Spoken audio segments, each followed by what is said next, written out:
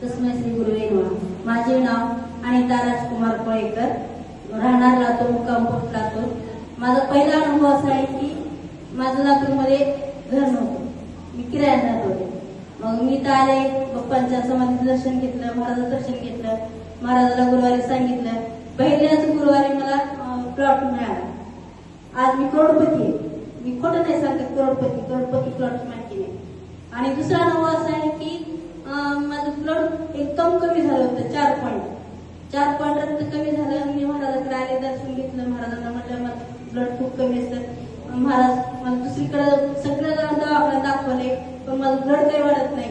महाराज म्हटले जा तुझं सगळं वाढलं, पण माझे वडील एक्सपायर झाल्यामुळे मी येऊ शकले नाही आणि अनुभव सुद्धा सांगू शकले नाही।